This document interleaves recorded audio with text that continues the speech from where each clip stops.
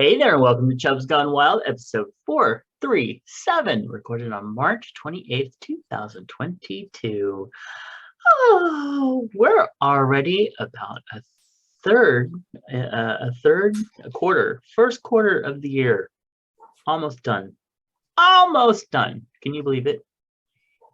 I'm still, back at Christmas time. Are you? I am. I so am.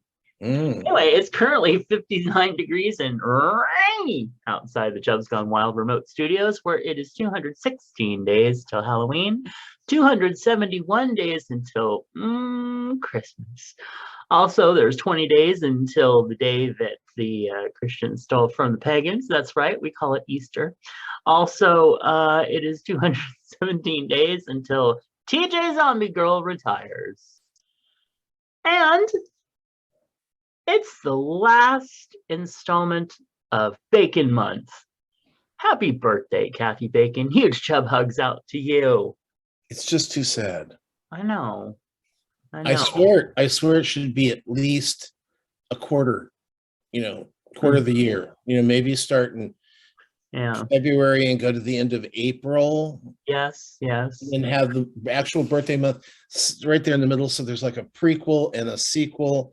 I don't know. I'm saying maybe Valentine's Day to Easter.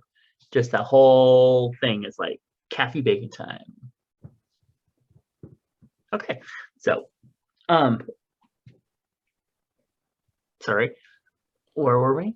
Oh, I was just imagining bacon time. Okay. I was imagining slapping your face for stalling the show. Oh, aren't you cute? Well, hey, you know what? If you want to see that, you can go over to patreon.com, where Patreon offers folks a way to support creators not open can support creators and receive rewards not open to the general public, like special podcasts, videos, books, and more.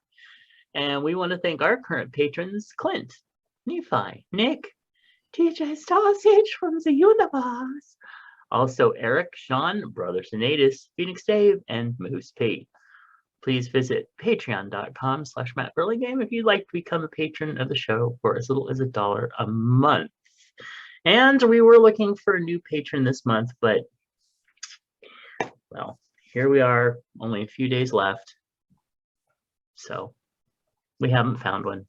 Oh, well.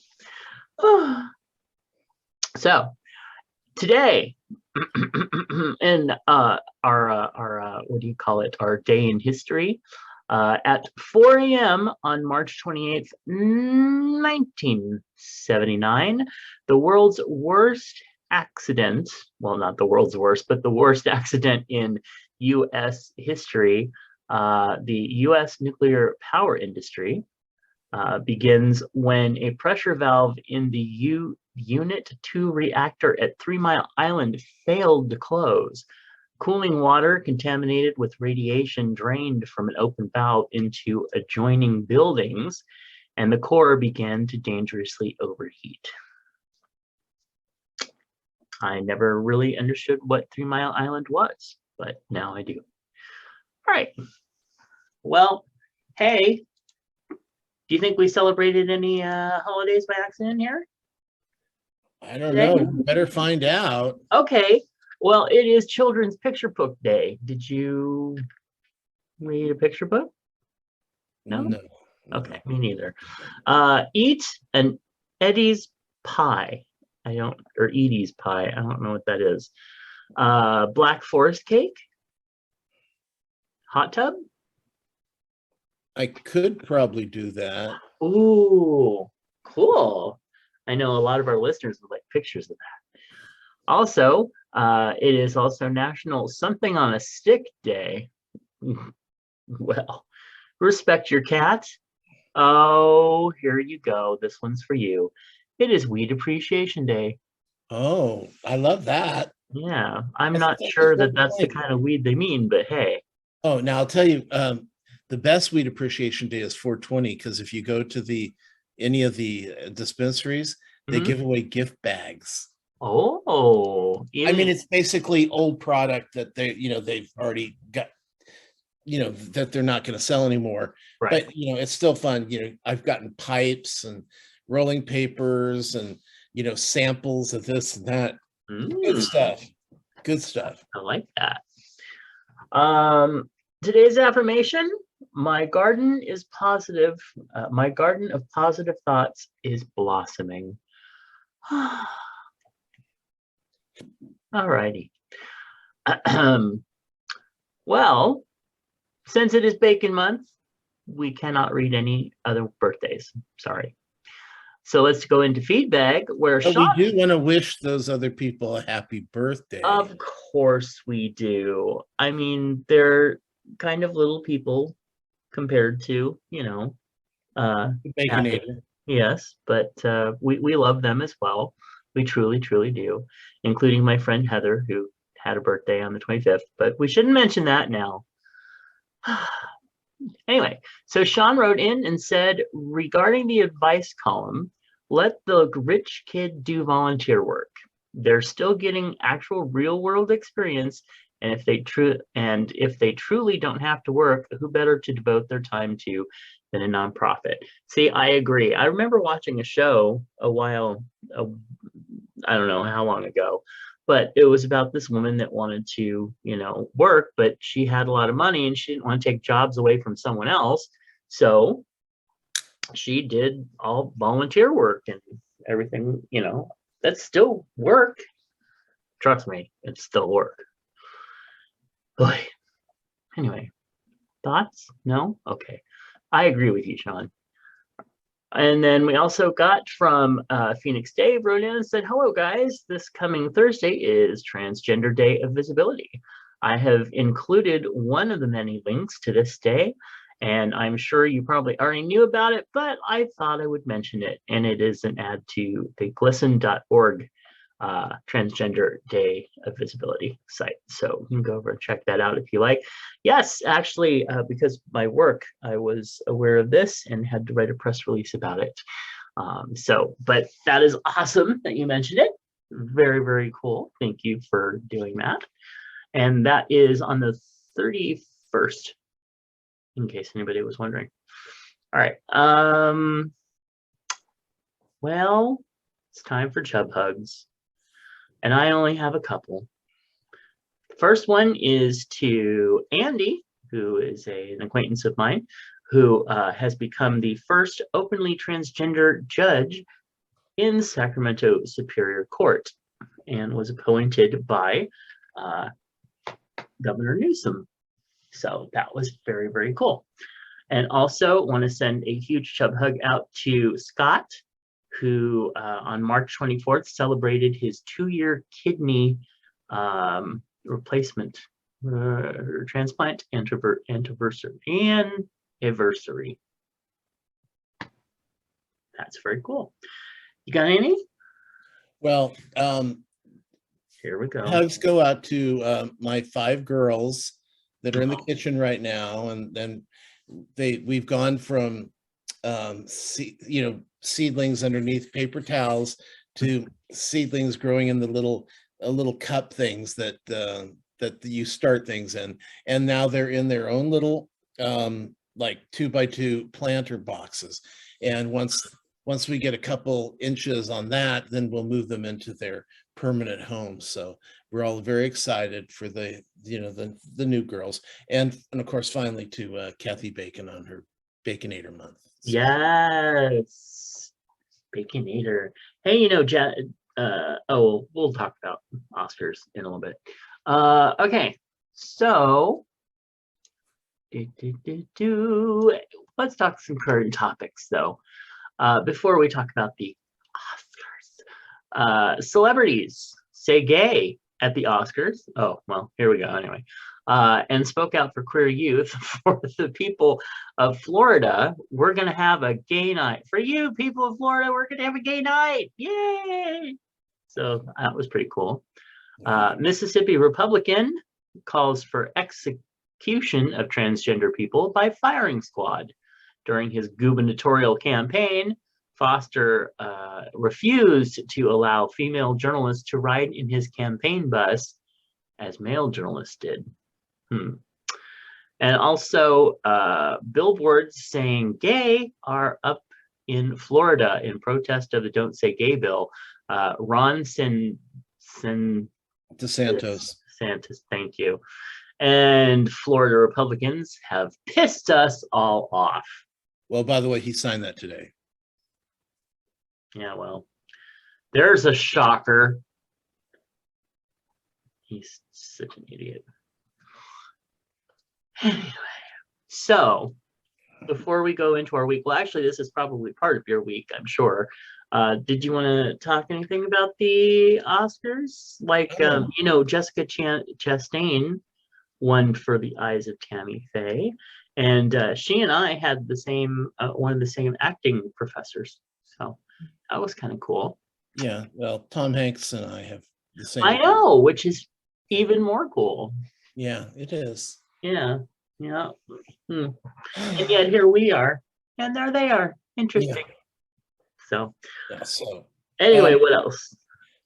Just that I was surprised at Coda making such a dominant move in these last few weeks of the Oscars. I loved it because it was, well, yeah, but it was Power of the Dog got 12 nominations and got 1 award. That's because it was a crappy movie. Well, well, we've talked about this before, but I don't think it was a crappy movie. I think it just was not executed story-wise well. Anyway, and so that I thought was really strange because it was considered the favorite for the first 3 or 4 weeks of the Oscar campaign, and then all of a sudden it started picking up by the it got the SAG awards, it got the producer award, it got but Power of the Dog was picking up the Directors Guild and the AFTRA awards. I mean the BAFTA awards. So it's just it's weird. Not to mention Coda wasn't nominated for director or film editing, and traditionally movies that aren't nominated for either director or film editing have no opportunity at Best Picture. So and so it's kind of nice seeing things change. So because it used to be, I mean, seriously, it used to be where if you knew the Oscars, I mean, I can't remember missing more than if you don't count I try not to count the short subjects and the short documentaries and the live films, the stuff we don't even get a chance to see. Really, if you don't count those, I used to miss maybe 1 or 2 awards, and it was and up until about Parasite, I guess. Parasite was a big one. That was a surprise. Green Day was a surprise. Not Green Day, Green Book. Green Book was a surprise.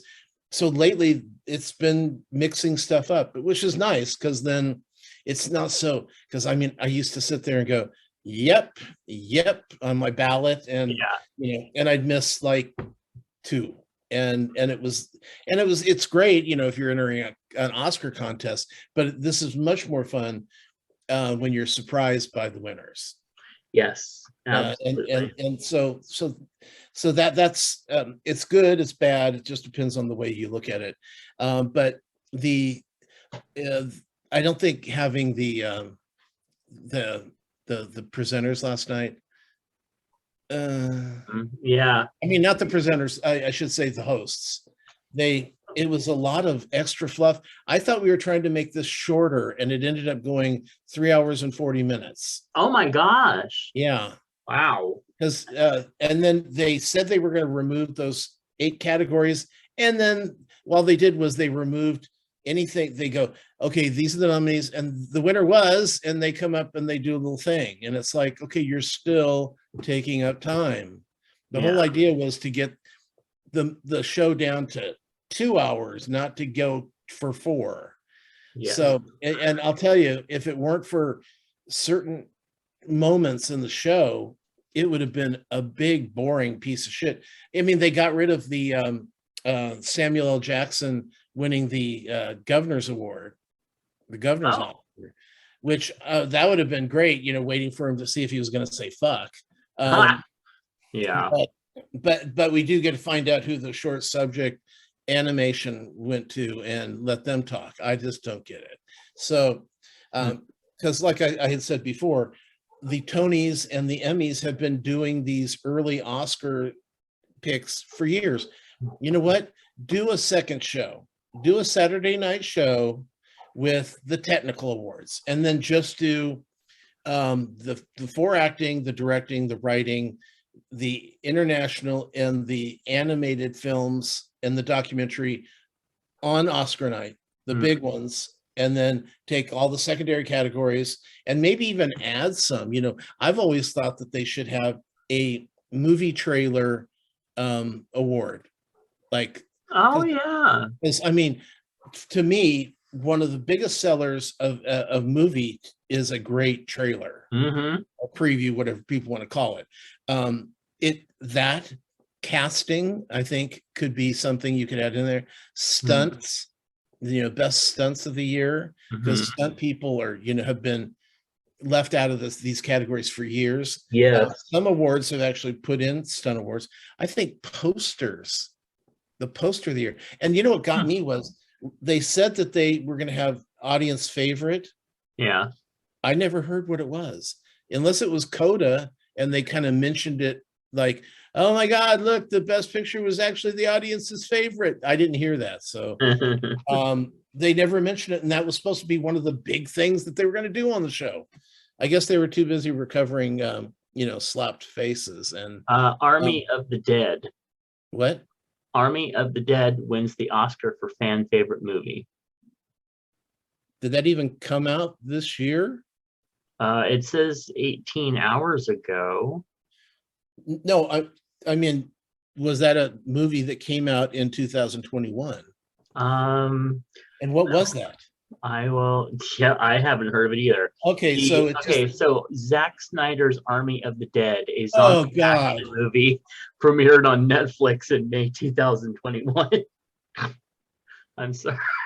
So that's why you don't give audience people power over awards. Yeah, right. So you just had a bunch of people forcing in a bad nominee. To say fuck you, Oscars. Yeah, well, okay. Totally Will Smith the Oscars on that one. Because I remember when they were showing that, and I didn't realize that was the Oscar pick. Otherwise, I would have probably turned off the show at that point. Wow. Yeah, I just think I would much rather see an abbreviated Oscar ceremony than no Oscar ceremony at all. Right. Because they made the joke after the memoriam that they left one out, the Golden Globes. What? Because the Golden Globes didn't get they just said what the awards were. They didn't have a telecast because nobody wants them anymore. Oh wow. So that's wild. I don't want the Oscars to end up being, is the show that they just go, oh, here's the winners. Congratulations, everyone. We'll send you the award. No, Oscars have always been like a huge event. But because of the declining audience that watches it on TV, and the fact that they pick movies that most people don't like, it's declined, and I get that, and that's fine. But I don't care if there's 10 million people watching it. It still is an award show, and I want to see it.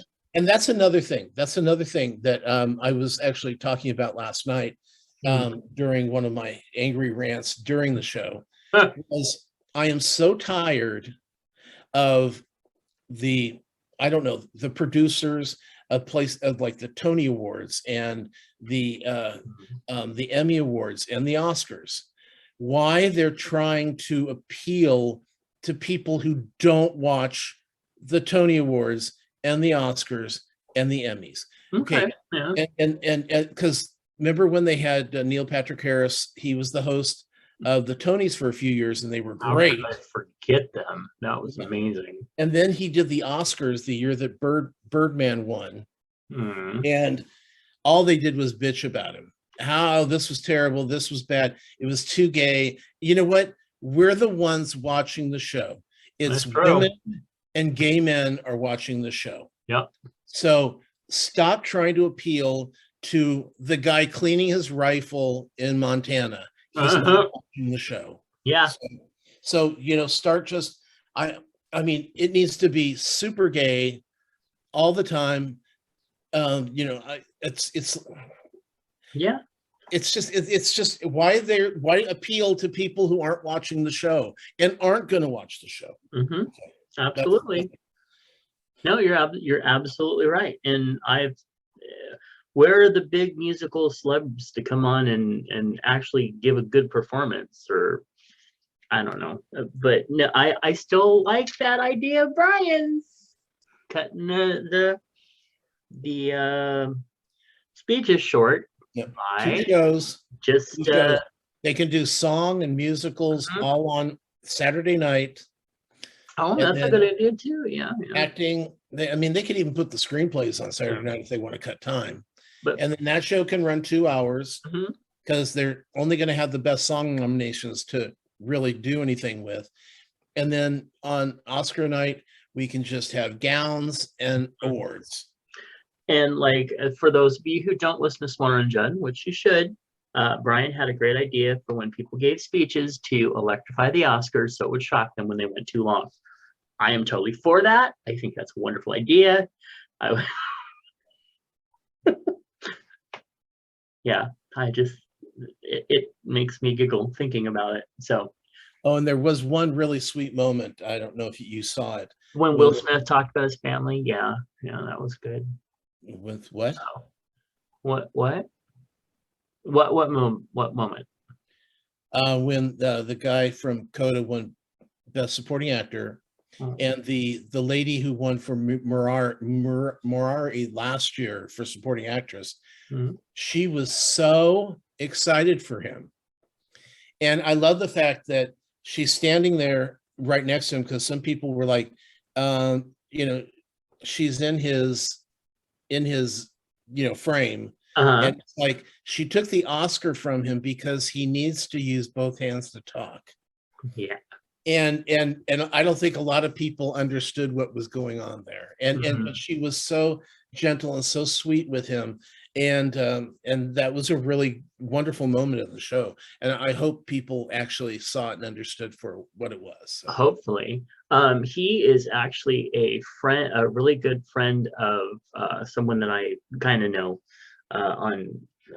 in person, but I follow on Facebook since he moved to LA. And just seeing the interaction that's been going on with him winning the awards and stuff like that has just been awesome. He absolutely deserved it too. Coda, I watched all of them except for 3, the 2 foreign ones, and 2 of the foreign ones, and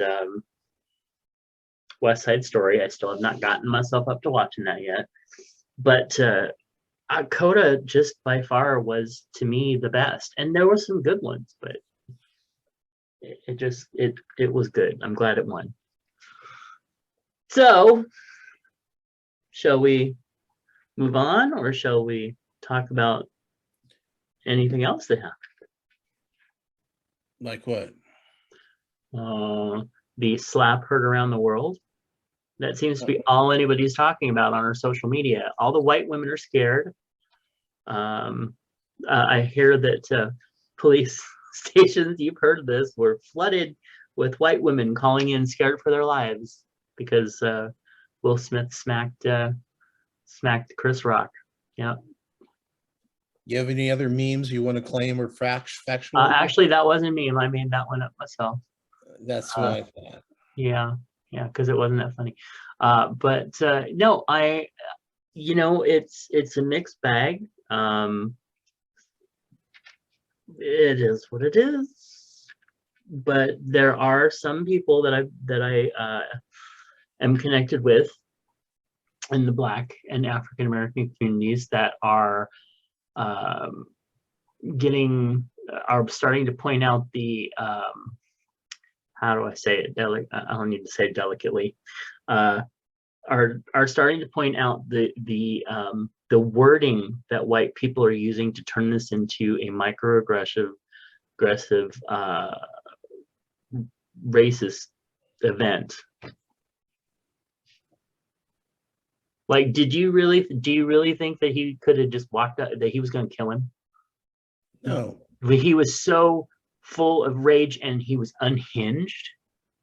An unhinged black man. Well, I do know that I can read lips. So when they went back, because they cut the sound off for like 30 seconds.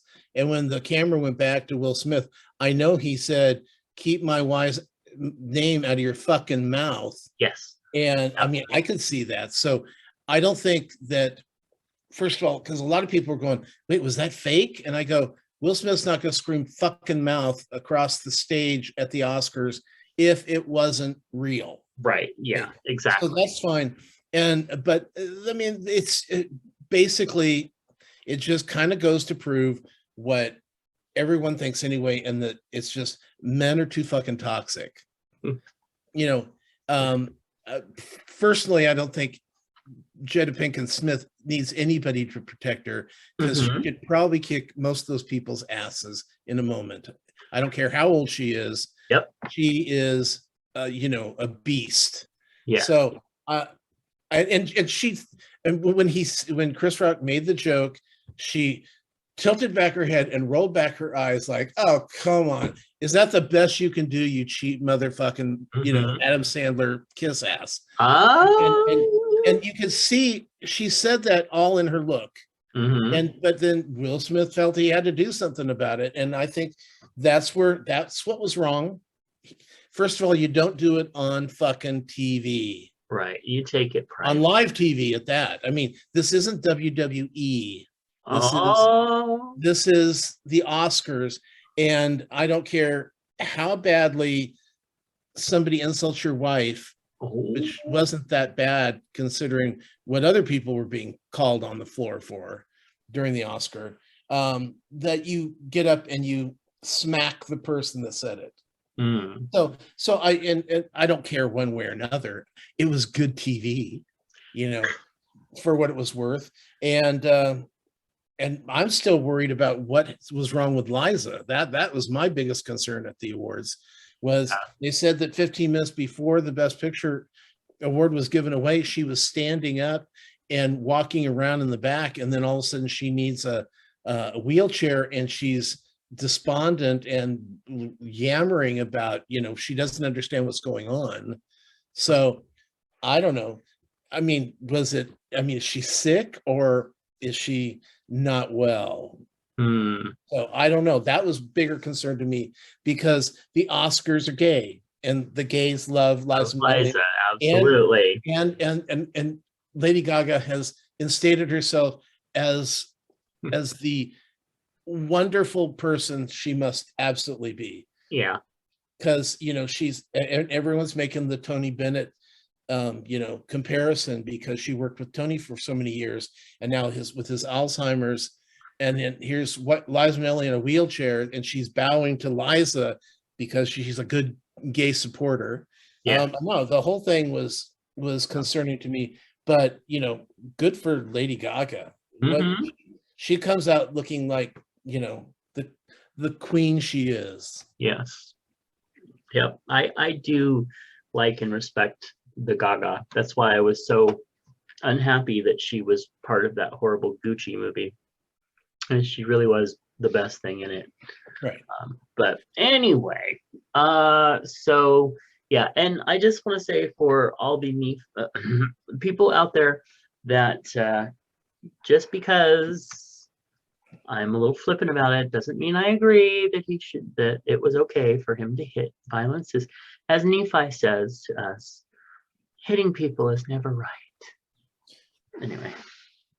Well, yeah, I just think he should have gone backstage and done it. And see, then we didn't have to see the horror of it that it caused throughout everybody, but also then we could have been even more like, oh, scandalized.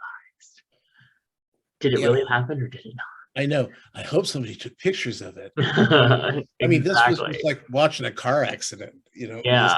you can't take your eyes away from it. And then, fortunately, Chris Rock, being the professional he is, Mhm. because you can say his joke was funny or it wasn't funny, but the fact is that he didn't retaliate at all. No, and he just got it. Well, he couldn't. I mean, he's a pipsqueak, but he picked it up. No, I He mean, got back on track. he could have verbally retaliated at Will Mhm. Smith and did not say another word and continued on with what he was doing to No. present whatever he was presenting. At that point, I don't remember, but it's like the Fresh Prince of Bel-Air has a hot mic problem. So Oh, that's what one of the memes said, something like, just found out that Will Smith just got shipped off to his aunt and uncle in Bel Air.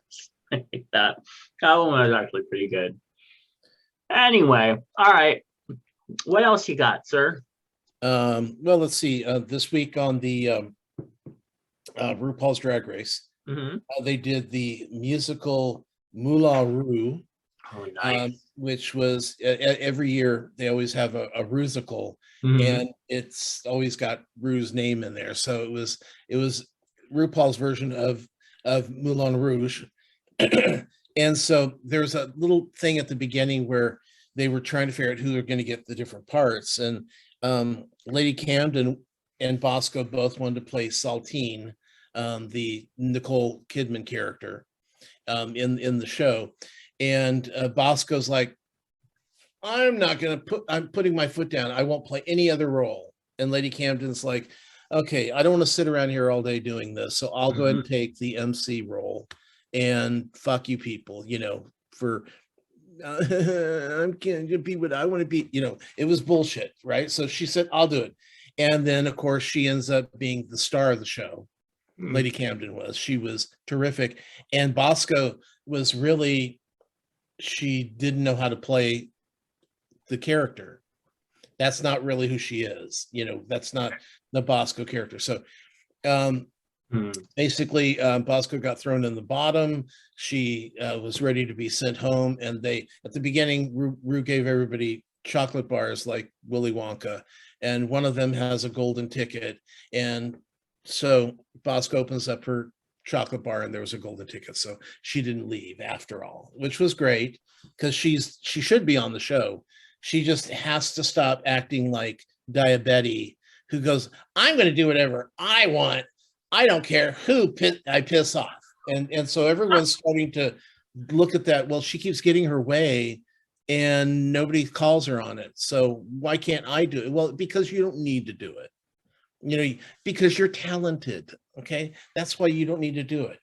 So anyway, that was fun, and that's what we like. We like to have a good drama on RuPaul's Drag Race and the Oscars. Anyway, Masked Singer was kind of boring. We had the Firefly, we had the Cyclops, and the Thingamabob, and the Cyclops and the Thingamabob ended up going home, and they. Cyclops was Hurley from Lost. Okay, so I liked him. Yeah. So he's at least known. The other one was a front. I think he's a tackle on the Philadelphia Eagles football team. Oh, the Australian guy. Okay, so I'm kidding. I'm kidding. Exactly. I listened to the podcast. I would have no clue. Right, and nobody did. I didn't even know I've never heard of him before. So it's really hard when it's great when they have celebrities, and it's really hard when they have pseudo celebrities, celebrity wannabes. I don't know what we want to call them, but at least Hurley was, on a successful TV show for and the star of it for 5 years, and right everything. So at least, I look at him and I go, I know who that is. Well, and especially when it's somebody like the football player who we have no clue. Most of us have no clue. And then they throw out the red herrings that you mentioned. Oh yeah, it was terrible. It was terrible. That was like, I would have gone for the same one you were talking about. Wow. Yeah. So let's see. Survivor was kind of fun this week because during the competition, the waves got so severe that they had to halt the competition and take out one area of it because the cast was almost drowned because the waves were so high, and so they were only in like 4 feet of water, maybe 5 feet of water, which to some people that's almost up to their head. And so the waves were coming in 2 and 3 feet over that. So everybody was, when the waves would come in, everyone's underwater, and some people were starting to drift out to sea. So they had to stop it and move it in. And they took off that one element of the challenge and moved it onto land, and everyone survived. So that was fun. Let's see, Top Chef this week, they had a thing called doppelgangers. And what you had to do is you had to send in, there were teams of 2, and you had to make a identical looking item, but you made the identical looking item, and you had to, but it couldn't taste the same. So you could make like a waffle with bacon and eggs and stuff, but then you had to make another kind of waffle out of, I don't know, some other material, something else like fajitas, like a fajita waffle, and then all these other, Middle Eastern flavors. And I sent you a picture of the winner. Wow. So one's strawberries and cream, and the other is an everything bagel. So one had salmon tartare and capers and shallots, and the other one's white chocolate and panna cotta and strawberry cream. It was really fun because, and then they had a twill, and the twills were identical in appearance, but different in taste. So like the twill on the strawberry one was probably something like a cinnamon twill, and the other one was an everything bagel twill. So it gave it that same look, but it's different. And that's impressive. It was a really fun challenge. And then later on, we watched the Canadian version, which is on Lifetime, and they did elevated airline food. For those, because there's still there are still airlines that serve food on board, and so they wanted you to have like really fancy gourmet airline food, but so if like you were doing, let's say, chicken cordon bleu, you would change. What they want you to do is change that chicken cordon bleu into a 1-bite appetizer. So all the flavors are there, but nobody's, they can't all eat, full chicken cordon bleu. So it was a matter of changing the big gourmet meal and making it a little small bite. And so that was, the shows are so much fun. Yeah, because they really force people to use their creativity, and that's, I love it. I love it. So good times. Let's see, we had the end of the Gilded Age, and I won't tell you what happened, but oh my God, it's such a good show, so much fun. A lot of things happened on the last episode. They closed up some storylines, they opened up new storylines. We know it's coming back for another season. I already checked. And what pissed me off was we finally got Christine Baranski, being the Christine Baranski we know she can be.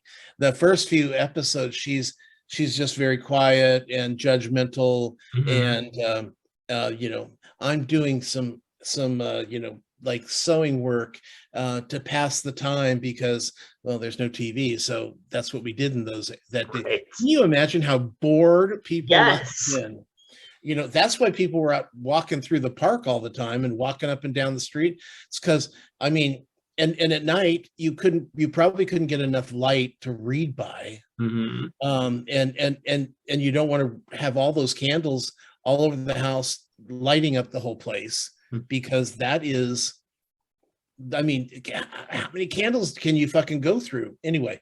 So you have that, and then yeah, and then once you because you probably ate right at dusk, and then you probably went to bed. Maybe that somebody would play the piano for a little bit, and after you got done listening to that bullshit, it's like, I'm going to bed. So they must have gotten a lot of sleep in that day and age. Yes, yeah. And of course they didn't hear horns honking or alarms going off, and planes landing. So they got nice, complete, quiet night's sleep. It must have been grand. But yeah. So, but it's a good show. Human Resource, which is the sequel, or the spinoff of Big Mouth. We're still going through. We're being very conservative because there's been a lot going on. I don't want to watch the show all at one time and then forget about it. Of course, we'd start watching it again, but it's super dirty. So wait, which one? This is Human Resource, the Big Mouth spinoff. Gotcha. I mean, it's just sex all the time. So, which, I mean, they are hormone monsters, but still, there's a new show with Amy Schumer called Life and Beth, and this is on Hulu. And the first episode was so boring, I wanted to kill myself. It was so awful. And I don't know if the rest of the series is going to be this way, but if episode 2 is anything like episode 1, you can check that off my list. I started watching a show called The Krakow Monster, which I'll be finishing today. And this is it takes place in Poland. It's about a girl, college-age girl, who thinks she's going crazy, but then realizes she's like psychically, she's got a lot of powers she doesn't know she has. She considered it a curse all this time, but really it was a gift. And she meets this group of other people with psychic gifts, and they're there to kill the monsters of Krakow. And the monsters that they're using are, and we've discussed this before, are the monsters of their mythology, their stories that they scare children with, like the evil Santa who comes around, and if you don't, it's not Krampus, it's a different one. Right, yeah. Here's is a different version, and if you don't give him a gift, he'll freeze you. He'll turn you into stone. And so, and then they send out these other demon girls, and they've got, and they're pulling all these things out. It's kind of like, during Christmas time when you were talking about all these horrible Christmas traditions that, like Norway and the colder countries have, to scare the children, to be good around Christmas time. So fun stuff. This was fun. Like I said, I've got one. I actually binged 5 episodes in one day, which is not me. Wow. These are hour-long episodes too. Yeah. So let's see. I watched Minx, which you suggest I should watch. And this is about a woman in early 70s who wants to bring out a feminist positive magazine, and nobody wants it because all the publishers are white males, so they don't want that. And she ends up meeting a guy who publishes basically nudie magazines, but he's got like 3 million, magazines that he sells a year. So he's accomplished, and he knows what he's doing, and he's going, well, maybe you should just slam some dicks into those magazines, like Playboy does. Write these insightful articles about what's good about women and what women need to like themselves. And here's a big fat dick, and so the first episode, I saw at least 20 penises. Yes. And it's a fun show.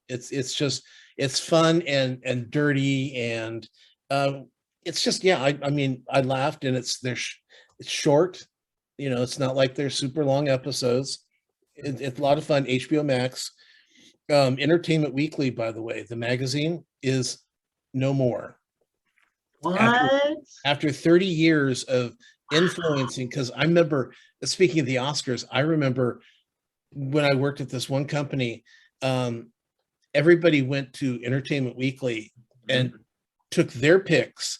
And one year we had like 8 people with identical scores because they just went to Entertainment Weekly and checked them off. They all had the same score. It was terrible. But people went to Entertainment Weekly. It was a trusted, it's like a Vogue for fashion.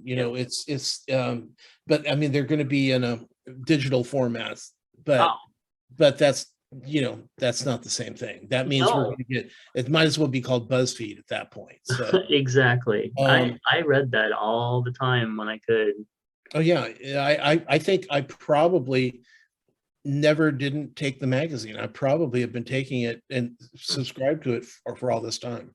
Wow. So that's one less magazine. Well, now I have no magazines. Yeah. Coming Same. out.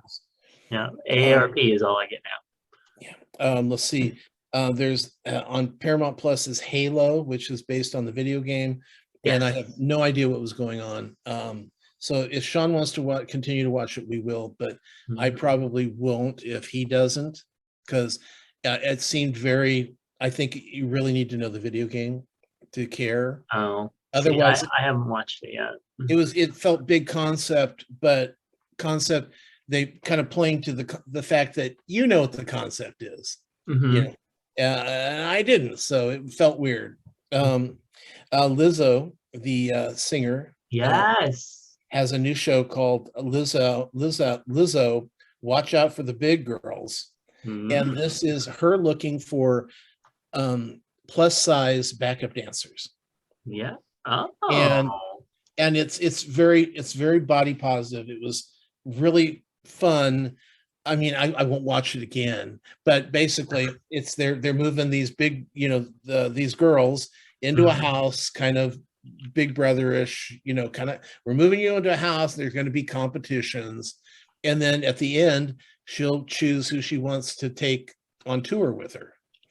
I'm just trying, I watched the show and I was exhausted watching the show. And what they're asking these girls to do, oh my God, because some of them are, I wouldn't say quite our size, but close. Yeah. I mean, there's some big booty and some big titty going on there and bellies.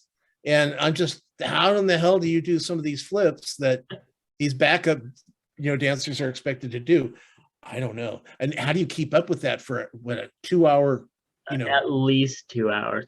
That's one of the things that some of the performers would say, is that while they were on tour doing all that, when they ended the tour, they had lost like a ton of weight because of all of it. Yeah. Oh, I can imagine.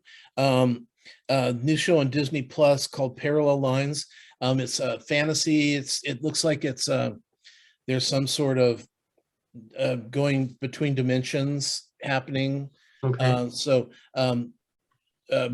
group of kids are partying in an electric, like a place out in the middle of the forest that they use for electricity. And it's nobody goes in there. They have like this flash while they're in the building. And one of the kids that was like 14 years old now is 30. And one kid is absolutely the same that he was, but the other 2 people that were there in the place are gone and they're somewhere else. Well, they're still in the same building, just in a different dimension. And I know that this is Disney Plus, and I know it is a somewhat foreign film because it's dubbed. You can tell it's dubbed, but the kids they look like Americans. It's weird. Brian suggested maybe they were Canadian, but I said if they were Canadian, they wouldn't need to be dubbed. And he goes, what about French? And it's like, I don't know. I don't think so. But they didn't look that Eastern European, which is where a lot of the streaming is going to, because Netflix is going towards the Asian markets and bringing in stuff. We see a lot of that. And Netflix has been doing a lot of the let's call it the Eastern European and the Scandinavian countries.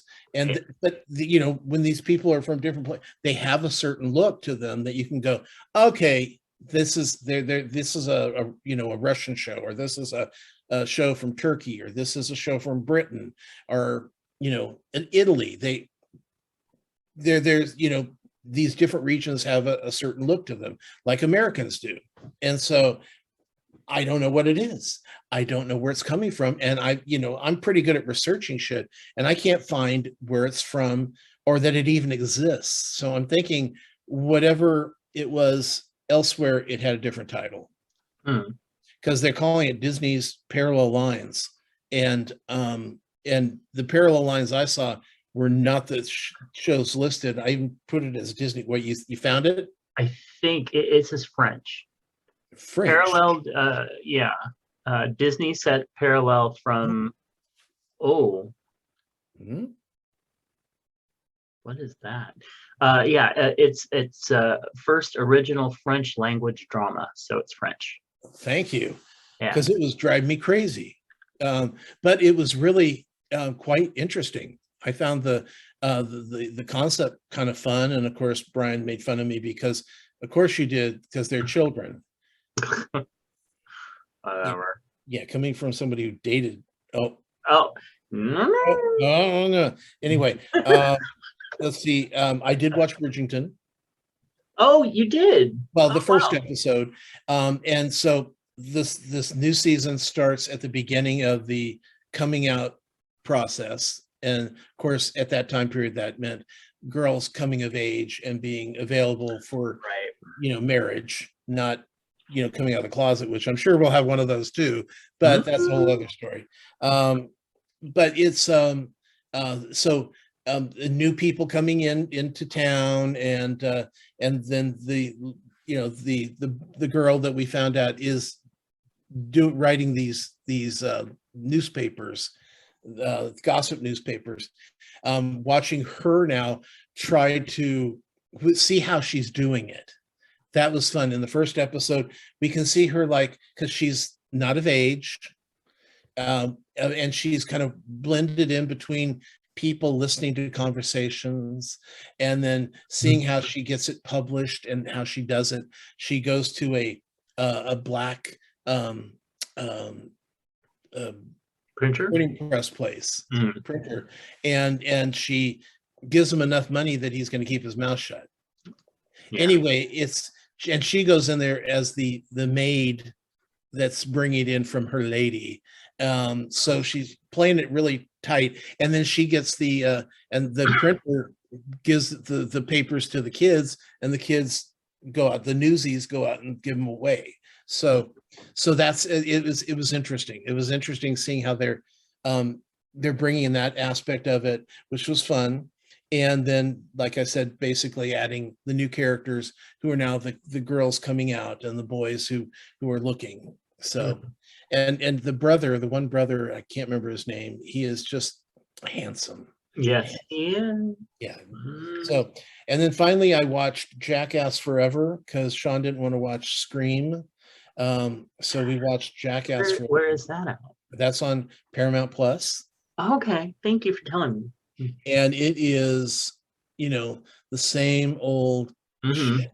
But they have added a couple new fat guys to make fun of.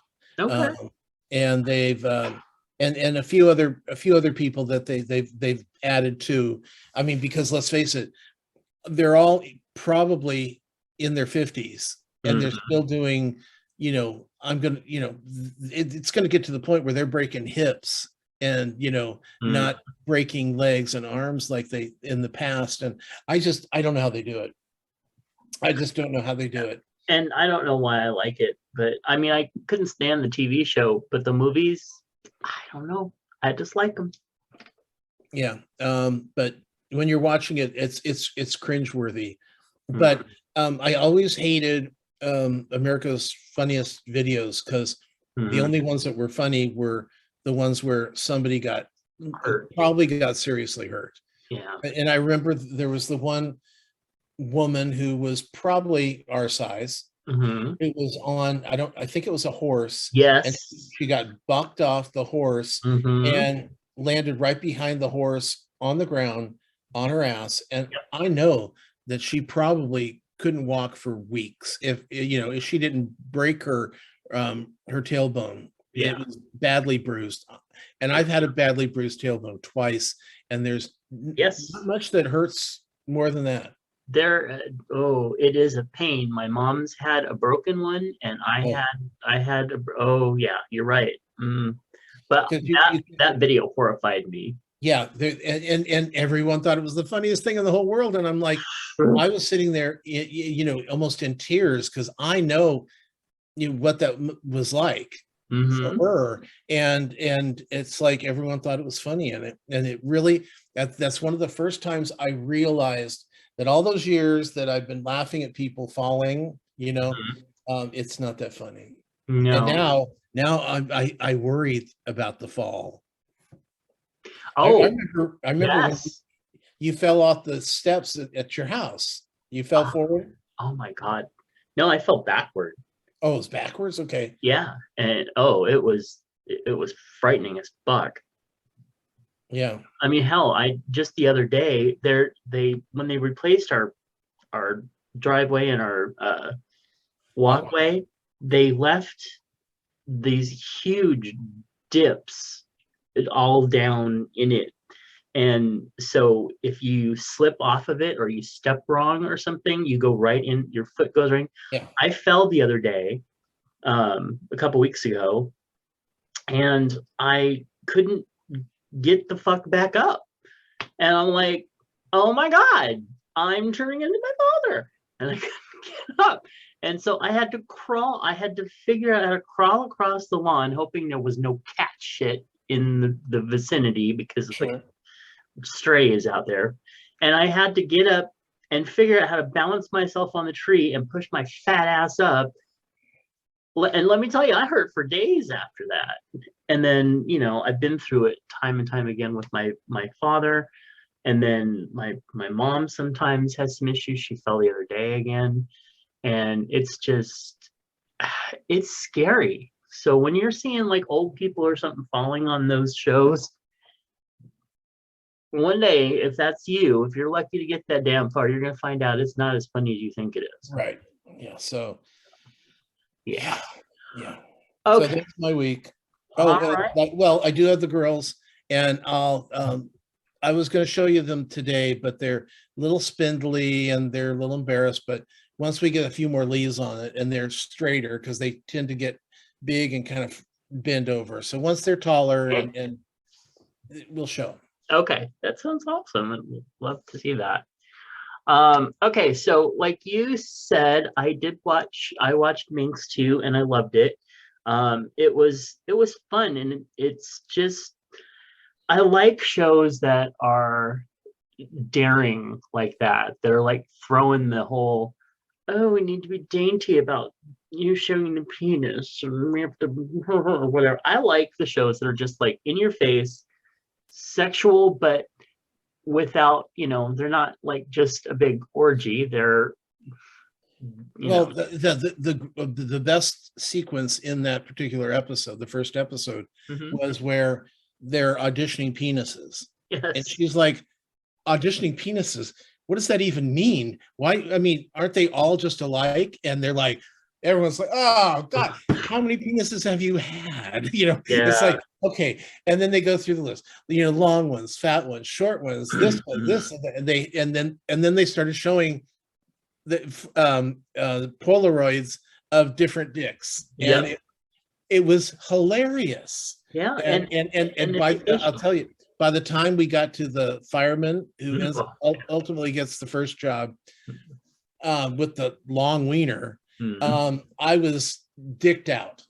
I was so numb to dicks that I wasn't looking that hard. I mean, yeah, you know what I mean. Yeah. But and so that's the other element that I love about the show, is that it's not particularly sexual. It's right. Exactly. It's more It's just dealing with actually the absurdity of the whole thing. So, Mm-hmm. And the fact that it's pointing out, like like in the episode where they had they were trying to sell the ads, and that is something that I've been through. yeah. Oh, yeah. So I'm like, oh my God, okay. So yes, it takes place in like 1971, 1972, something like that. Right. But it is still freaking relevant today. Oh, yeah. So, Well, yeah, try to, because I've been there right with you, on not quite as deep as you have been in the ad selling, but I know what it's like. It's like, okay, so-and-so wants to give us $1,000 to run this ad. Oh, but we don't agree with that. It's $1,000 to run their ad. uh-huh, Okay. exactly. Yeah. Yeah. So, and I do want to thank Nephi because he's the one who pointed it out and said you should watch Minx. So I watched it. You watched it. It's fun. It's a good show. I want to see more. Yeah. I also, because of you and our friend Clint, who's a Patreon, thank you, Clint. You don't listen, but thank you anyway. For both loved Krakow Monsters, so I watched it, and my takeaway from it is that apparently in Poland there are no hair products. Nobody washes their hair, and they very sparsely change their clothes. Well, So and that's my main takeaway. rains a lot. Yes, that is true. I don't mind the rain, but the rest of it, I Yeah. was just like, are you people ever clean and dry? Yeah, it didn't But feel like it. And also, did you notice, because I mentioned this to you, that the lead female looks like a transgender Ron Weasley? oh yes, you did say it, and I can see that. I can see where you got that. I Yeah. mean, definitely. I mean, it's the reddish hair. It's the face is similar. It's kind of, Hmm. the shaggy. I was like going, Ron would look kind of cute as a woman. Yeah. Yeah. So the lead character, the one you're just talking about, is bi. Um, and I'm like, okay, for a Polish show, this is pretty just, I mean, they use their own mythology. The characters are bi. Nobody really blinks or cares or anything. It was just, I think overall it was super well done. I wasn't as like overly impressed as you guys are about it, but I still think that it's a good watch and would totally recommend it to Well, anybody that's and this interested in is that genre. this is something that I've been getting more and more excited, because the one thing that because I didn't like Parasite, but I did like what the director said when I think it was when they won international film, and that was, if you just read a little, you're going to be opened up to a lot of different stories and a lot of Mhm. different people that you don't see on a regular basis. So don't be afraid of the subtitles, is what he was saying. Oh And yeah, and yeah. and in this one, the dubbing is there and it's Yes. really good. You go to Squid Game and it's dubbed and the dubbing is Mhm. good. There was a show called Dr. Brain on Apple TV that was from, I think it was Korea.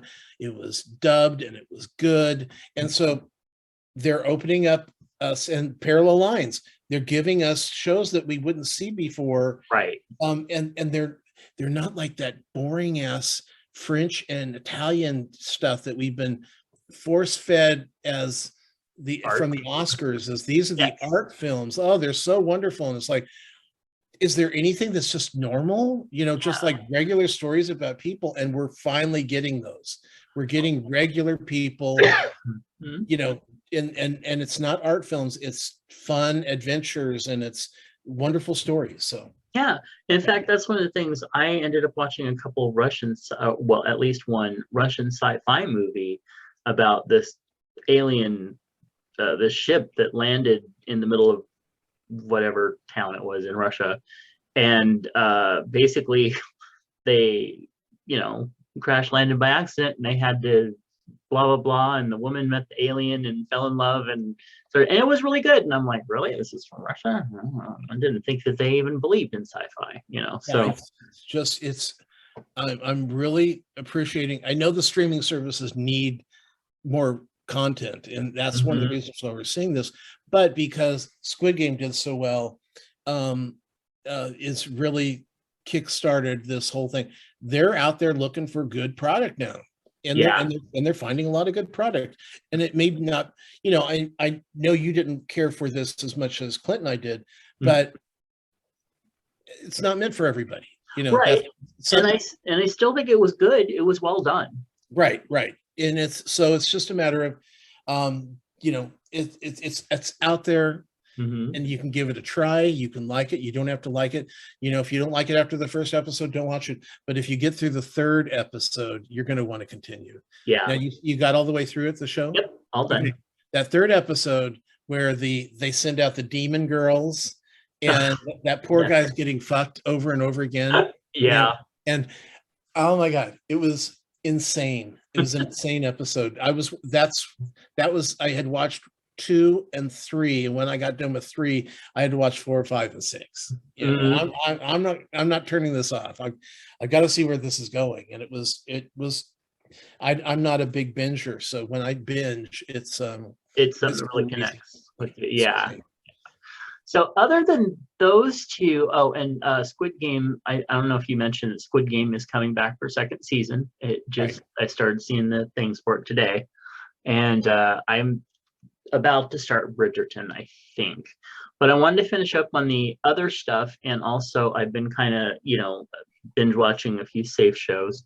So I finished, I think I'm on the last episode now of The Cool Kids, which I actually bought a while back because I couldn't watch it anywhere unless I actually bought it. So, and it was like, I don't know, $8 or something. So it was not bad at all. And I'll tell you about, when you, because I did that with the Ryan Murphy show about the gay couple, and I forgot the name of it right now, but I bought it because it only ran one season. The New Normal.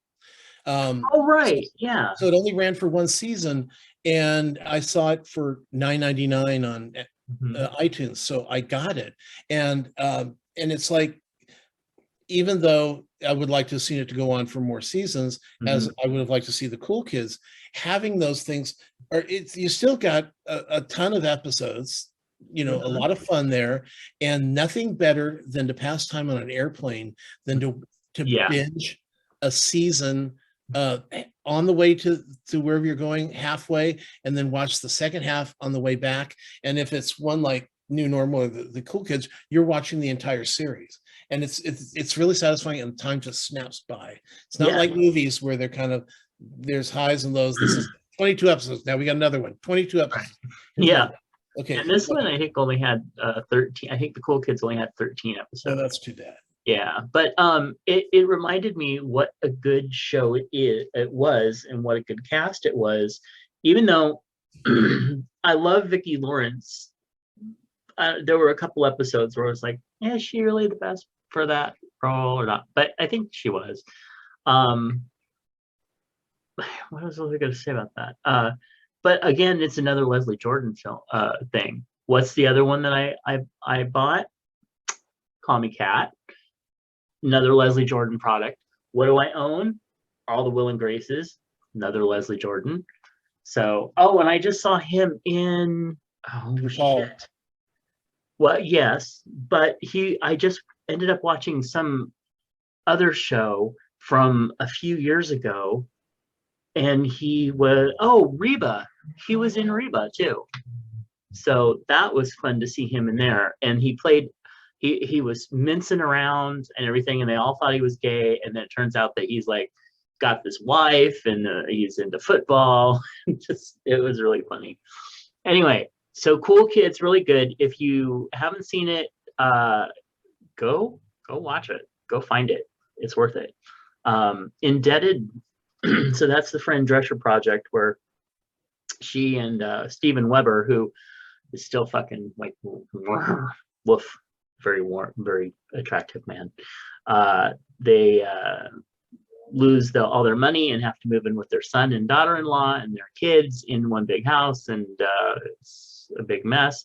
And again, watching that, there were so many scripts that were actually really good, and I just think that it was miscast and the director did not know how to make it work because it was a Dan Levy project. Yeah. And he doesn't produce crap. Yeah, that's not Dan Levy from yes. Schitt's Creek. Okay. Yeah. So anyway, it was just, I don't know. It was what it was. I still think it's a cute show. I still think it's fun, but especially the lead actor, I'm just like, who cast him? Are you kidding? That's Max from Happy Endings. Well, he might be good in that, but in this, he did not hit the note. None of the cast really did. I mean, and I love Fran Drescher, and I would love to date Steven Weber. But the fact is that Steven Weber was the only one who was solid in his character. Anyway, moving on from that. Okay. I finished up how the season finale of How I Met Your Father. Did not go how I thought it was going to go. Don't have a problem with that, but I don't know. It feels like they were trying to leave us with all these cliffhangers, and really it just left us going, we went through all that for that. Oh, I agree with you. Okay. Yeah, I mean, it felt like a season finale, which it was, but do I care that much about the cliffhanger? The only thing I care about is that that ultimately the Indian guy's probably going to be single. So,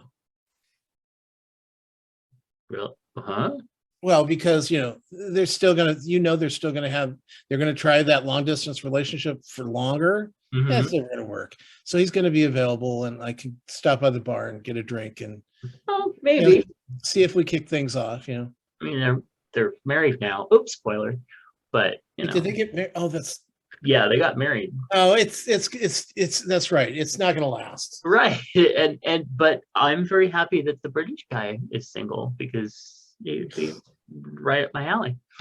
Anyway, also I caught up on Call Me Kat. I think I'm on episode 12, 12 or 13, whatever the latest one was, and it's getting better and better. And now the only thing is now, so they had her love interest. She had her Max, and they're like, well, we should just be friends because I'm dating Oscar. And now they've introduced another love interest to him. All like, wow, he's kind of way more. And yeah, I would. Could she date him? Because he's really interesting. Anyway, did we ever find out why the internet's shitting on her? No, I've seen. Okay, so for those that don't know, Tom and I both on Facebook for days saw all this crap about Mayim Bialik and the thing that just destroyed her. She'll never recover from this. Oh, it's horrible. And like really horrible advertising stuff. But they all went to like spam shit. I looked up on the news and everything, and there's nothing except on the news except for that she really does want to be the permanent host of Jeopardy. And that's it. So yeah, I don't know. Oh, but there was this one article about her weird parenting style, but whatever. Yeah, I heard it was something about her, some business that she's a part of, that she was advertising it during Jeopardy. And if that were true, it's called editing. You can always edit that shit out. So if there was something she should never be talking about on Jeopardy, then they would never have let it be put on Jeopardy. So I don't get what's going on with that.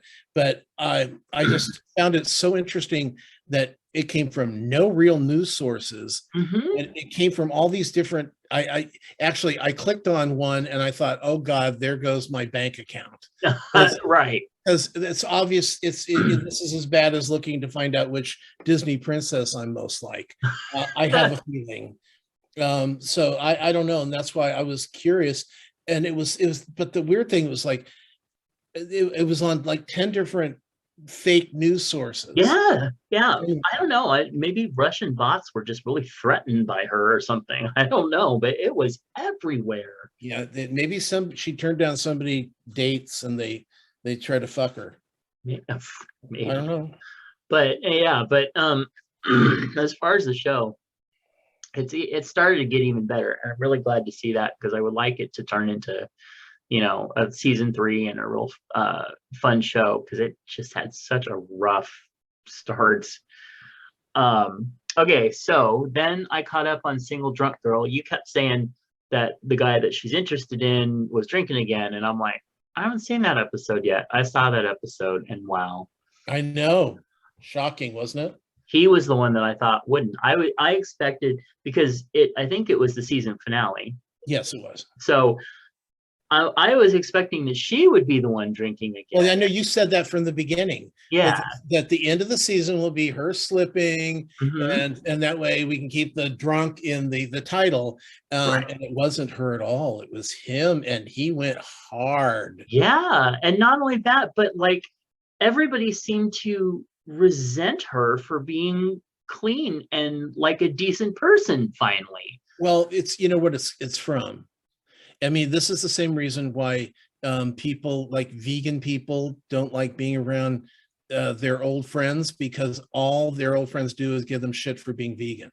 And it's like, and they, it's like you go to their parties and there's nothing to eat. And, yeah.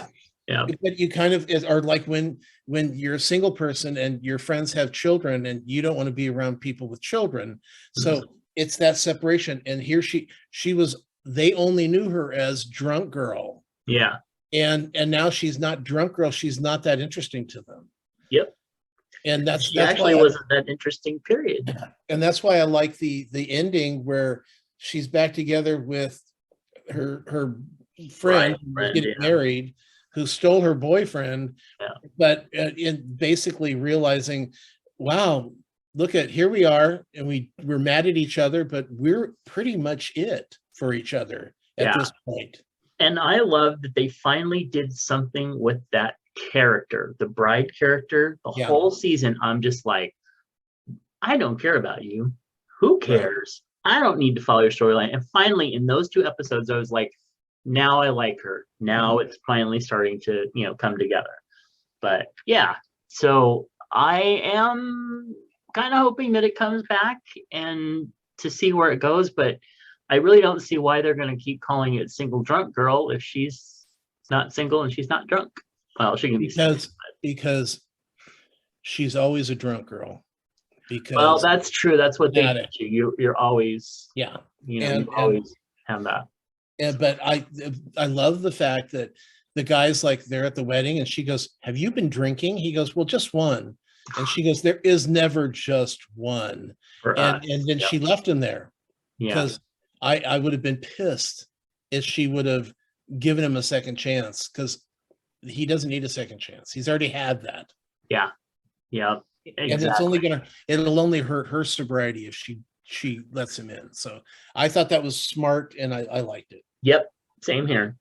Okay. So then, then the only other thing was we've already talked about. So yeah, that's kind of what I watched. I've been trying to get back into watching some series again, but I had to kind of take a break for a little bit.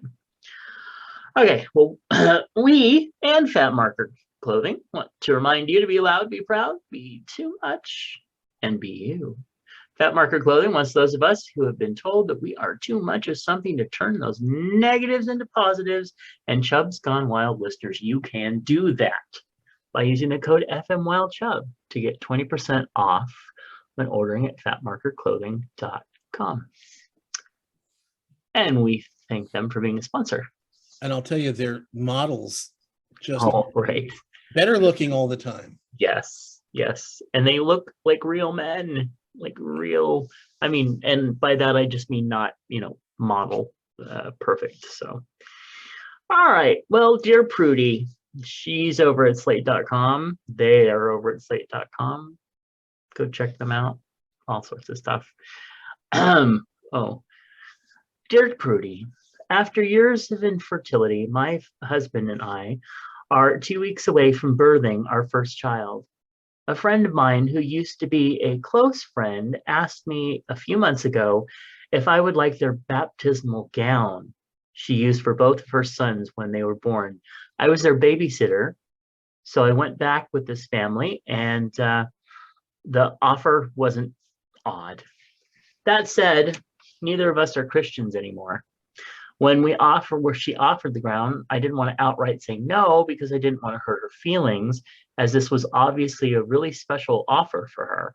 I ended up telling her that we're not planning on baptizing our daughter, and so I wouldn't need it. I just had my baby shower, and lo and behold, the gift from this friend was the baptismal gown, along with her son's baptismal blanket and napkin, used for dabbing the head after the water is sprinkled on. She knows we're planning on a more pagan naming ceremony, and I think she expects us to use the gown for that rite. It's a lovely gown, but I would really much prefer to choose attire that means something more my husband and I than something so symbolic of a Christian sacrament. I don't think that this gift is a gift I can just give back. I can't return it with a gift receipt. I'm pretty certain that her feelings would be hurt if I don't use it for the ceremony. To make matters more complicated, we're slowly healing from a deep rift that happened nearly 5 years ago. I'm worried this could damage the healing we've done so far. How do I navigate this? Do I suck it up and dress our daughter in an outfit that has no meaning to us and is even a symbol of what we specifically don't want? Do I hurt her feelings and potentially ruin our fledgling return to friendship by telling her the truth? Help. It's, if you're not going to even have a baptism, take them. Just take them, keep them. You're not going to use them. You're not going to have a baptism. Mm-hmm. You obviously, the woman wants to get rid of this shit. That's what it sounds like to me. Here, take this. Just take it. I don't need it. Yeah. So I don't know. I just think it's not something to worry about. Oh. Yeah, I don't know. I mean, you know me, I don't want to hurt people's feelings, but at the same time, if this were my kid, I don't necessarily think I would want that either. Wow. I really don't know at this point, except if you're called down to the wire on it, just be honest about it. Anyway. Yeah, I still think that, the fact is, you're not going to have a baptism. Well, they're going to do something. They're just not going to do that. Yeah. So you've already told her that this is going to happen. Mm-hmm. So, I think just keep it, put it in a drawer, and you're done. Takes up a little space and to help you not ruin your rifty 5-year, relationship problems. Yeah. Well, let's see what Dupree has to say. You told her you didn't need this stuff, and she gave it to you anyway. Your job is done.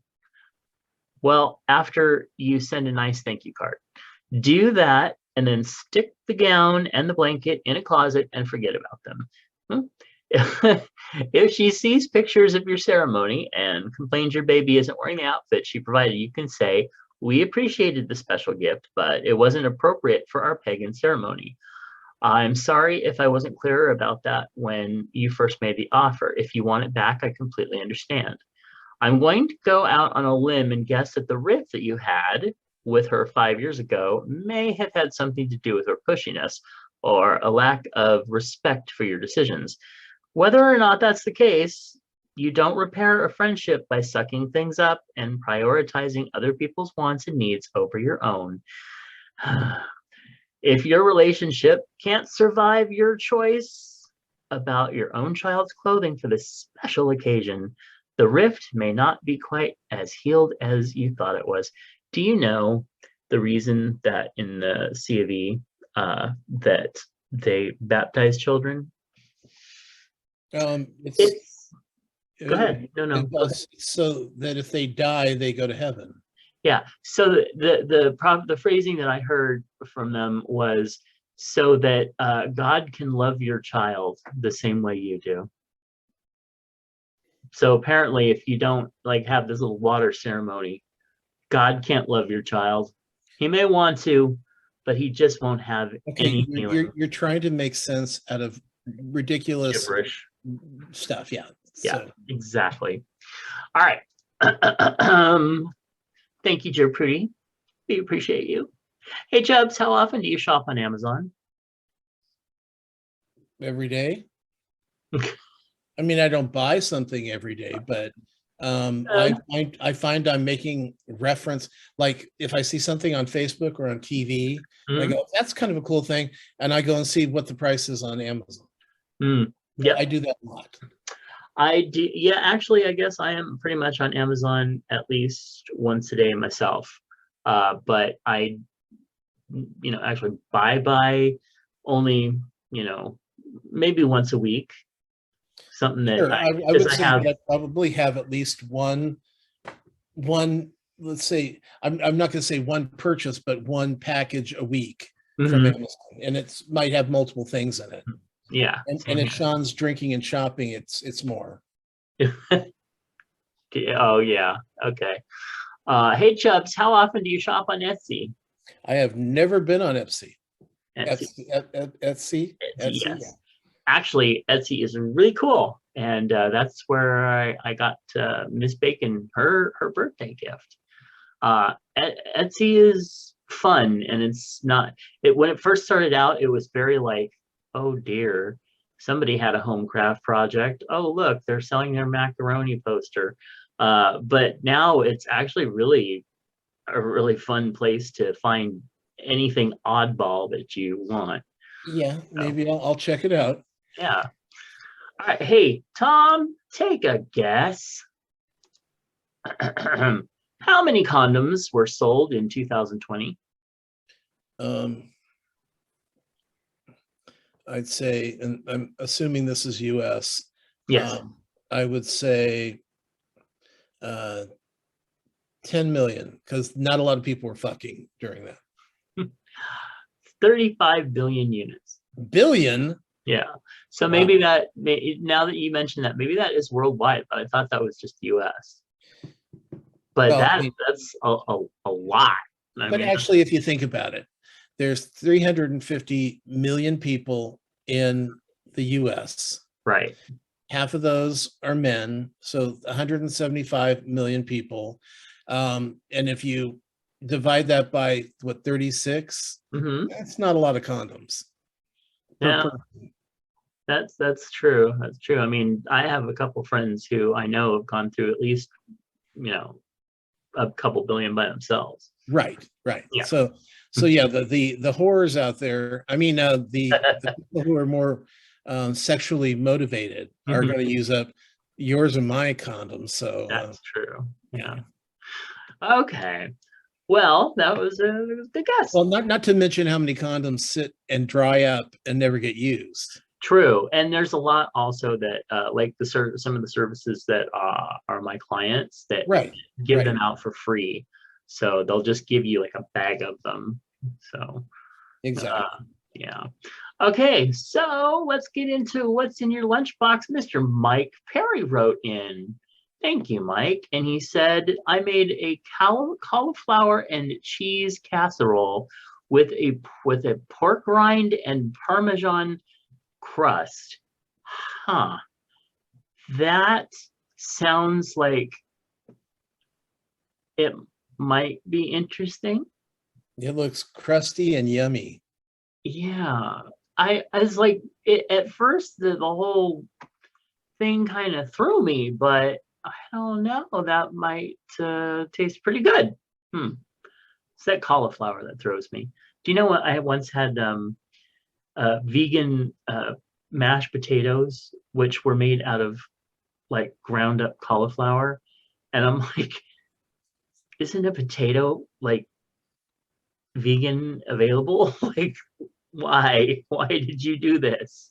Yeah, I'm not a big, I mean, I've had some cauliflower dishes that were transposed enough that I could get through them, but I'm not a big cauliflower fan. Yeah. And vegan cheese, no. Oh no. I tried that. Just oh no, I can't. I don't want to. But I think I did have a piece of the cauliflower, like it's a pizza crust. That wasn't bad. That wasn't bad at all. Okay, next up is Tom. Tom, would you like to tell us what's in these beautiful pictures? This was there's a place right down the street from you Mhm. called El Nava, or Navajo. yeah, and it's just an excellent Mexican restaurant. This, first of all, I ate half of this and took the rest home. It's so much Oh. food. I know this looks like, oh, well, that's not that much. This is a lot of food. And the beans are made with lard. Oh. So they are, I mean, seriously, the chips, I usually eat chips and the beans Hmm. just by themselves. But this is a beef enchilada, two beef enchiladas with the shredded beef, and then the rice. And then look, I got like a half a cup of sour cream, a half a cup of guacamole, and then the salsa along with it. Oh my God, it was so much food, so And much food. what were the? And Go ahead. this was $16. That's what I was going to ask. What are the prices like? That's not bad at all. No, considering I got two meals out of it, and Sean did too. He got two Yeah. out of his, and the bill for, and it's a nice sit down restaurant. I mean, this isn't one of those. It's not like Carolina's where you go and get the food and take it home, or Yeah. you sit there in one of their tacky tables and Mhm. eat your food. This is like a sit down, a nice sit down Mexican restaurant, and yeah, I mean, we paid less than $40 for dinner, and Oh wow. then took it home and then ate the other half that night, about 10 o'clock. So, but it was great. It's just a wonderful meal. There, the thing is, you can't. It's like they have like these nachos that are crazy, Mhm. just crazy with shit, and but you can't order them and have dinner too. You have to. You can go in for appetizers, but you can't go in for appetizers and an entree because you're going to be taking way too much food. Wow. And of course, nachos, you have to eat the nachos first because the last time we went there, we got the nachos. We're eating the nachos because you don't want the chips to go soft on you. So Mhm. I took the entire plate, my entire plate home because I couldn't even eat any of it. Wow. I was so stuffed. It's just a terrific place. And if you're in the Sacramento area and you haven't tried this, you really have to. But what's weird is their hours, they're only open up until 7:15 Really? on nights at all. Well, it's the whole pandemic thing has turned things around, but the service was excellent. We never had to ask for water. They brought extra chips, they brought extra salsa. It was like, here, keep eating, keep eating, keep eating. Um, and I love that. Oh yeah. Oh hell yeah. Now I'm gonna have to go up there. I haven't been up there since around actually before we moved in here was the last time I was there, and they're like literally like 2 blocks away. I would say they're walkable, but that's not true. Yeah, not currently. Okay. But I'm gonna have to, you know, get up there and check that out because that's pretty awesome. It was so Um, good. So good. so yeah, thank you for sharing that. And actually, it's the first restaurant where they didn't no masks. Oh, The yeah, people that were serving were wearing masks for some, that's their own reason, but yeah, nobody in the place was wearing masks. They didn't. It wasn't one of those where you can't come in unless you have a mask first and then take it off at your yeah. table. Yeah, So that I was pretty noticed cool. that's happening a lot more recently. In fact, we went to when we did the big drag event about a week or so ago. Sure. There was maybe 10% of the people there that were wearing masks, and everybody else was just like, whatever. So, okay. Next up is Mr. Moose, and he says, "Hubby wanted breakfast for dinner, so Where is this? I need to go here. so I cooked bacon, eggs, hash browns, and served with a side of fresh strawberries. He made this? Yum. Yeah, this is yum. I'm not really a big hash brown person, but the rest of it's yummy. You know how Moose and I feel about hash browns. Oh yeah. Well, Mr. Lurie Dean loves hash browns, but he knows to cook mine a little bit extra crispy. Also bought bought an everything pizza. It's a New York style, big foldable slices with plenty of toppings. It looks so good, and I don't like peppers with olives, but I could pick those off and eat this. It looks so good. I love the big slices of tomato. Oh my God. Yeah, that's not something I see much on the pizzas that I order. I've been kind of wanting a Zelda's pizza. We went there big deep dish a couple months ago. It's just gross. Yeah, the first couple times I went there, it was really good. I mean, I was like, oh yes, this is my favorite pizza in the entire world. But then the last time, a couple times I went there, I was like, this is not like I remember it. Yeah, and it's and the cornmeal always throws me. It really does. And so I've basically gotten down to where I'm really like a nice thin crust pizza, but I do like a foldable pizza as well. Nothing like folding those things and just yeah, that's true. Pizza Hut, the more Pizza Huts in the area have closed and they don't deliver in this area anymore. And it's weird because you have one just over the hill. There's one on 10th and what is it, X? Right there, like by the freeway. I think they've closed. No, they're not. No? No. It's weird. Because there was also one over on 16th, and then there was one over the other direction from me that are like completely drivable, like within a mile or so. And nope, in fact, that one closed. So I don't know. But saves me money because they were getting so outrageously expensive anyway. That's because you don't order the specials. Oh, I love the specials. That's where I wanted to shop, but Daddy always wanted a meat lovers with extra meat. Yeah, see, what happens is because I have a friend who goes, oh my God, pizzas are so expensive now. And we called, it was pizza Domino's, called Domino's, and the pizza was over 20, it was like $25. And I'm like, okay, if you get the medium 2 items, you can get, it's $5.99 a pizza for a medium 2 items. And I'm sorry, you should be able to find what you want in 2 items. Get double pepperoni, get pepperoni and sausage. You don't have to have 18 different things on your pizza. Yeah, I don't mind the 3, like and I actually ordered the mediums instead of the large now, because I just realized that large is just, we don't eat it all. So, so I order the mediums, and I like the 3 toppings. Just the 3 topping specials are great for me. But by the time you got that and you got a couple drinks, and Mom always needs breadsticks, which they charge so much for, and then you have the tax and the delivery service and the tip and everything, and by the time you're done, it's like $45. It's just ridiculous. It's ridiculous. Yeah, well, it's ridiculous because they gouge you with the extras. The breadsticks and the other stuff are the same price as a whole pizza. Yeah, well, exactly. But I mean, you can sit there and go, okay, I shopped all these coupons. Everything comes out to $25. That's great. And then you have to tack on another $15 just for all the delivery fees and the taxes and the tip and the. Now, does your mom not drive at night? No. Well, I mean, not because she can't, but she just prefers not to. Well, I get that. And she goes to bed at like 5 p.m. I'm the same way. Well, then you guys need to get pizzas before it gets dark. There's a Domino's right there at it's Oak Park, right there at the corner of Alhambra and what's that?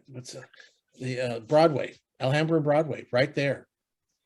I mean, it's okay. It's all you have to do is take Franklin down, take a right, and it's right there in front of you, right underneath the freeway. Well, now that you've told everyone where I live, but actually, that's that's not a bad idea. I haven't ordered from Domino's I don't think I've had a Domino's pizza in decades.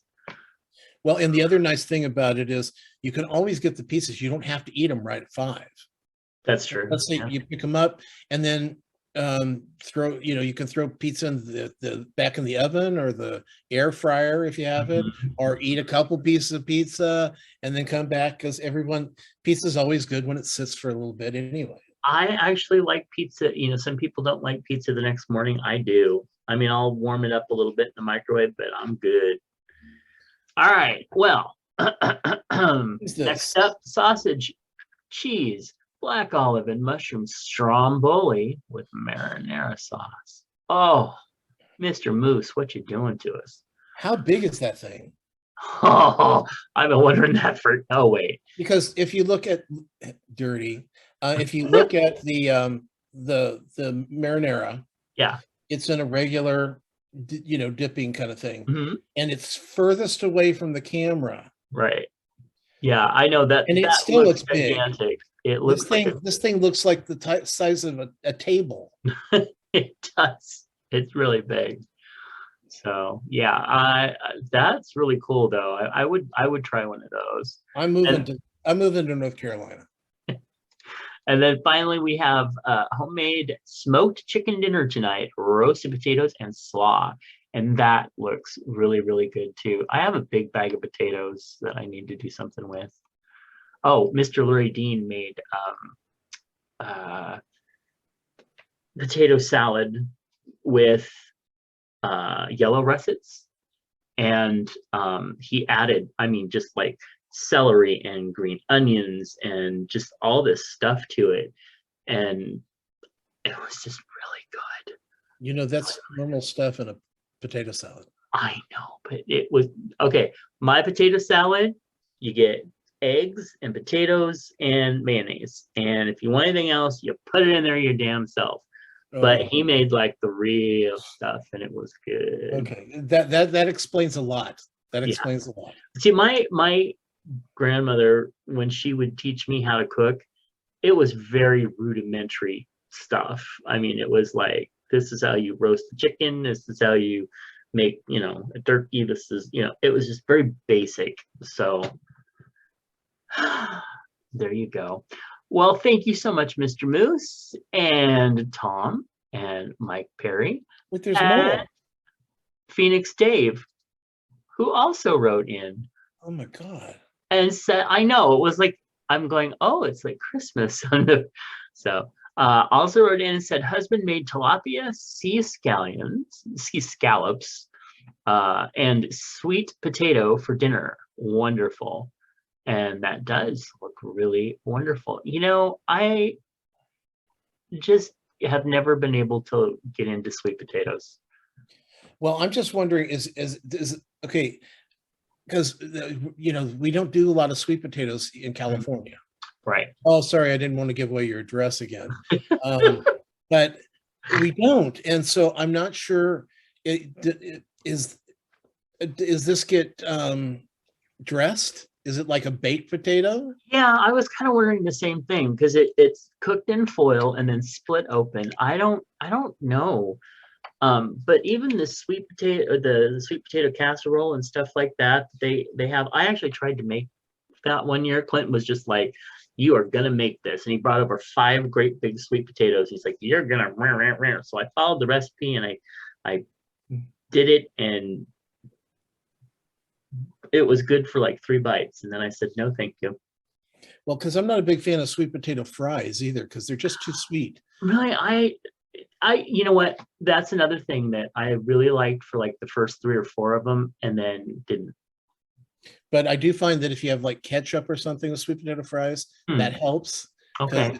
It takes away the sweetness. I guess the sweetness is what I'm not expecting, and don't like as much, but I want to like sweet potatoes more. There's so many things that I keep hearing sweet potato recipes, and I'm like, I don't know. I'm just afraid because of being disappointed before. But like, I'm just wondering if you had like a baked potato, sweet potato, and then you put butter and sour cream and some chives and onions on this thing, maybe it's going to be different.